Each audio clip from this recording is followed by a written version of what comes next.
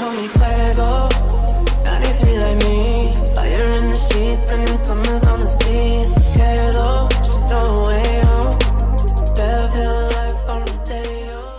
Maybe some of these teams that were slipping a little bit on Erangel here in the first 3 games can turn things around here in the last couple. We'll have to see if Soniqs could pull something out of the hat here as we head into the final 2. First plane going to come across, and it's going to be about as kind as you could possibly like here on Miramar, going right down the middle. Everything should be available, although we'll have to see.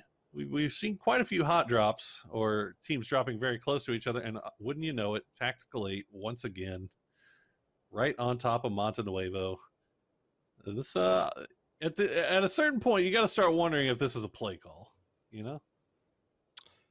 I mean, Tactical 8 just can't catch a break right now. It's I know we've harped on, joked a little bit, but they're going to find themselves in another sticky situation early game here. All 4 of 303 committing on top of Zealot's building. Voxic's got himself a double barrel. Zealot's just posted up downstairs. He's actually might go for a little peek outside the window. He's going to come outside. He's going to catch a headshot there. And that will be the first casualty on the side of T8. This fight's still taking its time to play out. Looks like 303 is crashing in, and that's going to be a shot landing.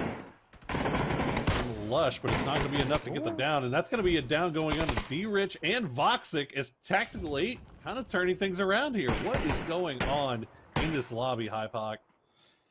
I mean, this is now looking problematic for 303, to be honest with you. I'm not sure if they didn't have full information of where the other members of T8 landed, but one res going off in the background. Voxic back on his feet right now. D-Rich slowly bleeding out, but somebody peeling off to get the res there. And Lush has to play his way around this red brick building. The 3X, K9, and an M4. Honey Badger pushed all the way up underneath him. You can see him on the player overlay. But he's actually going to find it there. Lush is going to commit to the flush. So Honey Badger will fall. William's still bleeding out, but Steezy still only got the holographic. Now things are going to slow down a little bit. Landoon will catch a headshot onto Lush. But Lush has actually backed himself into a corner here, unfortunately. I thought he was going to try and get past the wall, but I guess going to... I mean, this is just Monka-ass, is all you can say. That is actually terrifying, and Steezy feels like moments away from being the last remaining player in Tactical 8 yet again. Well, he managed to make the top 8 the last time this happened. So we'll see if Steezy has a little bit more magic in the tank. Is William just going to go ahead and make looting a little bit easier for the 303 boys, leaving the slug trail of loot behind him. Doing the hard crash here, and they should be sharing, well, at least only split by a street here between Soniqs, as they're going to have a compound for themselves. Soniqs going to take the one on the south side. Veritas taking shots at everything that's passing here, but it looks like Soniqs will manage to get in. No, Tiggleton, not like this. Not again, dude. Not again. As actually, yeah, Victor's going to take a couple of shots at Dips 3 transitioning, and then all 4 of them just stop on the ridge here. Victor going to try and get some smoke cover down. That's not what you want to see when you want to take some shots at a rotating team. That was almost terrifying. But you can see him literally just put his gun away. He was like, yep, see ya.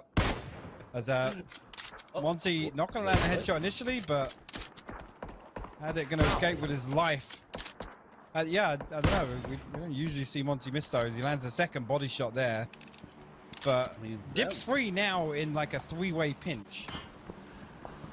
Not to mention the fact that this is all just outside of the circle as well. So you've got Yaxley, who has managed to sneak up right on the side of Liberate here. And oh man, he could actually do some serious damage. Oh boy. Oh yeah. All right, well, he's going to get one at least. And now Liberate going to turn their attention back over this direction. I feel like we'll see a couple of throwables come out. That's a nice flashbang. Ice Tech. Ooh, actually just breaking line of sight. Now, going to get a little support from Victor and Monty. Does go down to Matthias. Victor going to take a few shots at the ice tech. Ice tech going to get real low.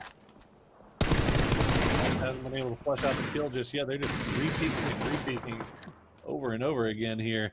And while all of that is going on, Dips free uses that opportunity to get inside circle. Well, they get inside circle, but they get right on top of Elusive. Yeah.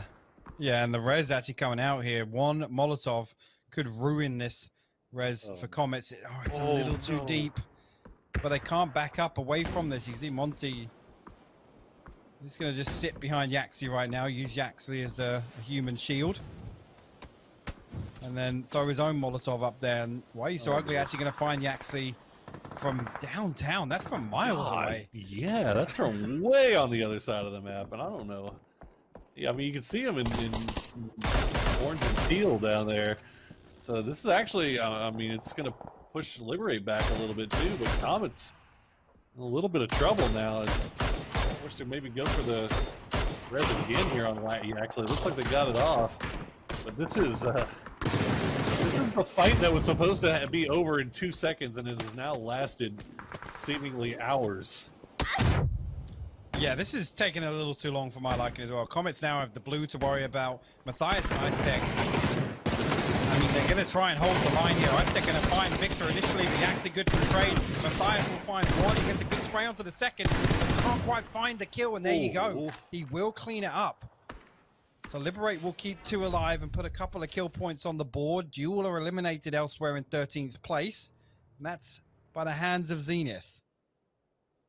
Really well done there by Liberate. I mean, playing it very, very patiently. The onus was on Comets there to push that and finish that fight earlier. I mean, you can see the new circle. Oath and Soniqs are laughing. Everybody else is crying. His Radiance now has to move from the church. But maybe they might be in a good position here to third party anything coming out of this compound with Elusive and Dips free. We'll have to see how that plays out. Orion, meanwhile, has a compound on the very westernmost part of the new circle. Yaho is also looking pretty good as Zenith is also making their way in.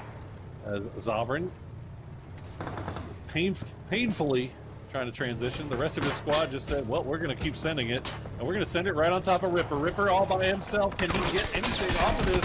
He's going to try to throw a grenade. He gets 1. He gets 2. What he gets is going all on? 3. What? Ripper. And he barely under half HP here. That was... Oh, no. Oh, dear. Okay. What an individual play there by Ripper to keep himself alive against the hard crash of gravity. And the rest of Carnage says, no, sir. No, sir, you fought way too hard to go down like that. We're going to come and res you. No matter what it takes. Good guy Carnage is my... Oh, no, Veritas is going to crash it! What is going on?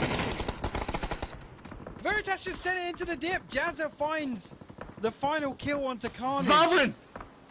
Zovrin's coming! What on earth is happening, Poro?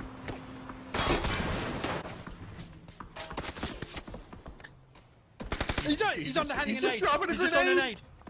They're all running out of the smoke now because the nade's in there.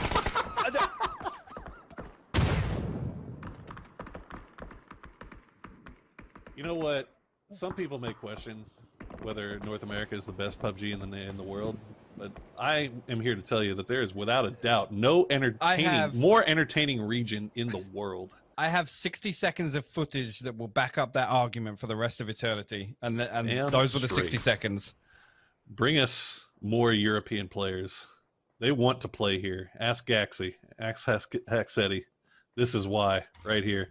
The new circle is going to obviously favor Soniqs and Oath as they just sit around and wait for everybody to crash on top of them. Oh no, is Zenith actually going to crash Veritas? Is this, why not? Ditch going to see some? I want to get a crate count. I need a crate count of that damn ditch to see how many bodies end up there as Kickstart and Later are actually sending it over the top.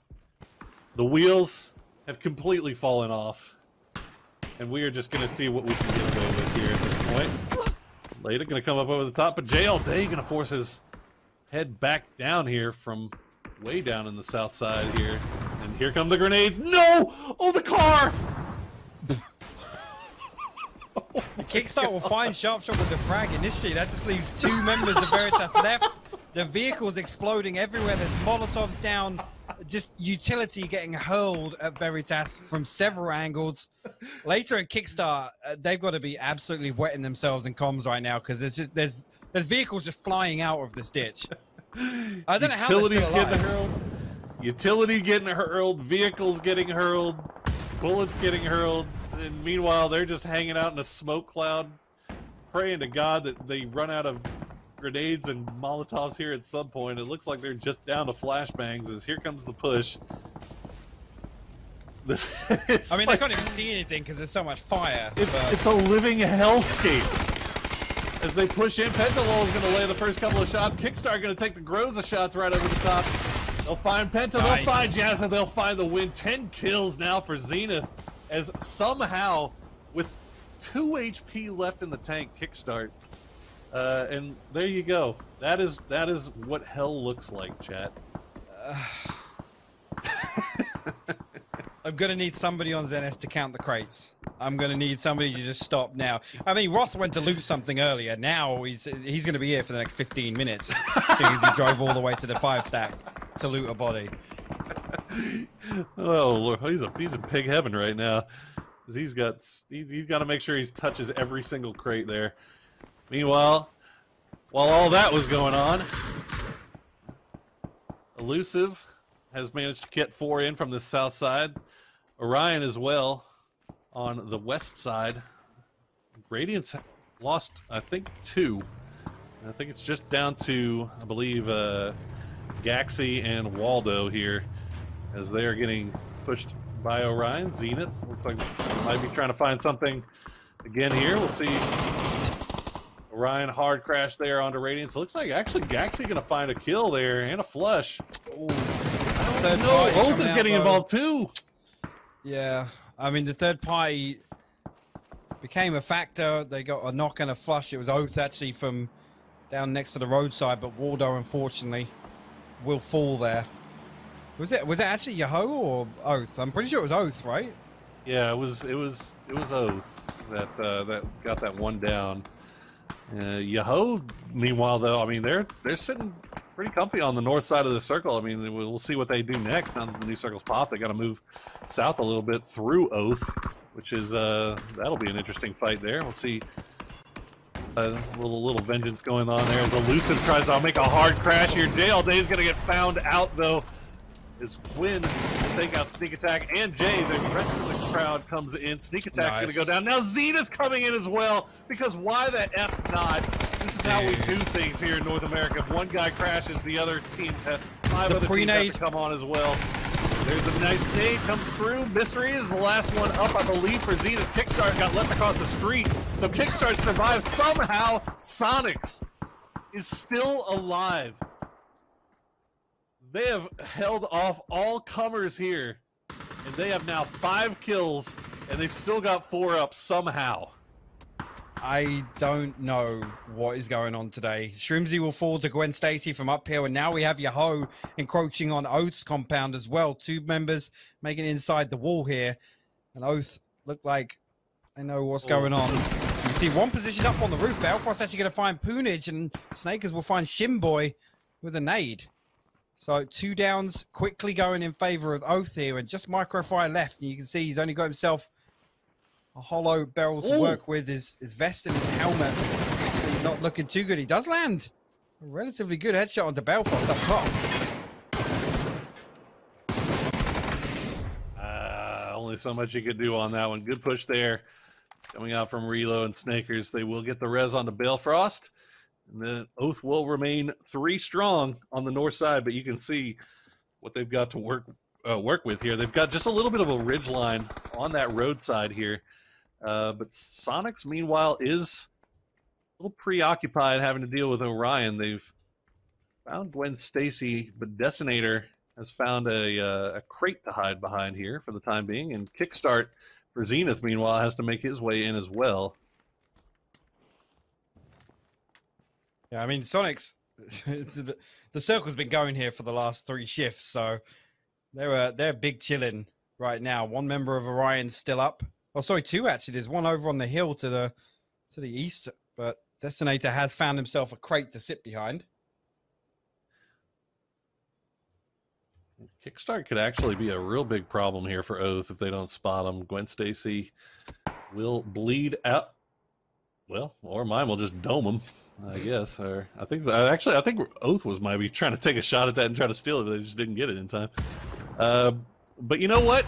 It's better to be lucky than good, and Soniqs manages to get the compound that has a circle fall right on top of them. That being said, they did hold off yet another couple of insane, crazy NA pushes, which is apparently what we're going to have to start calling those here now.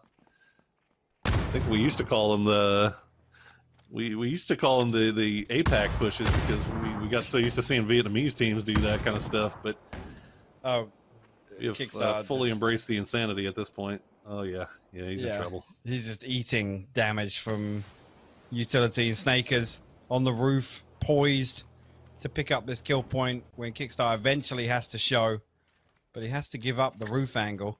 And he's going to put another nade in for good measure. Kickstar is prone, so if that one doesn't land right on him, which it does, it still doesn't do enough damage to take him down because of those nade changes. And actually, it's going to find Reload, and then the blue will tick him, and he will fall. Soniqs? So, yeah, I mean, Soniqs now know that one's knocked, so they should be looking to get active here, but Destinator going to backstab him from the crate.